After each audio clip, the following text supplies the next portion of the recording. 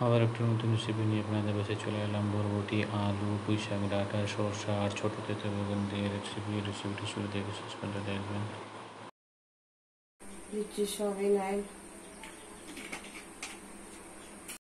দিচ্ছি ছোটো তেঁতুল বেগুন ভেজে নিতে হবে তেলে, সামান্য লবণ। ছোটো তেঁতুল বেগুন ভাজা হয়ে গেছে, গরম হয়ে গেছে, দিচ্ছি পেঁয়াজ কুচি, লাল হয়ে গেছে, দিচ্ছি আদা রসুন বাটা, ভালো করে আদা রসুন বাটাটা ভেজে নেব। রসুন লাল হয়ে গেছে, দিচ্ছি মশলা, হলুদ গুঁড়ো 1 চামচ, লঙ্কা গুঁড়ো 1 চামচ, জিরা গুঁড়ো 1 চামচ, ধনে গুঁড়ো 1 চামচ, লবণ 1 চামচ।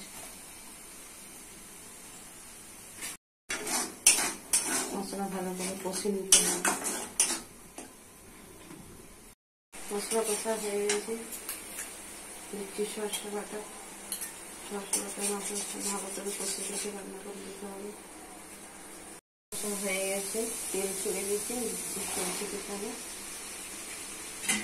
ভালো করে কষে নিতে হবে।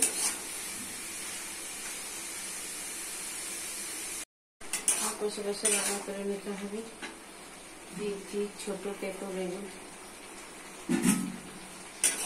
ছোটো ছোটো করে ভালো করে কষে কষে রান্না করে নিতে হবে। দিয়ে দিচ্ছি ঢাকা, সবজি কষা হয়ে গেছে, দিয়ে দিচ্ছি জল, হয়ে গেলে নাম করে দেখাচ্ছি। রেসিপিটি রেডি হয়ে গেছে। কত সুন্দর, কত টেস্টি। বাড়িতে করে খাবেন, পরিবারকে করে খাবেন। সাবস্ক্রাইব করবেন, সঙ্গে থাকবেন, পাশে থাকবেন।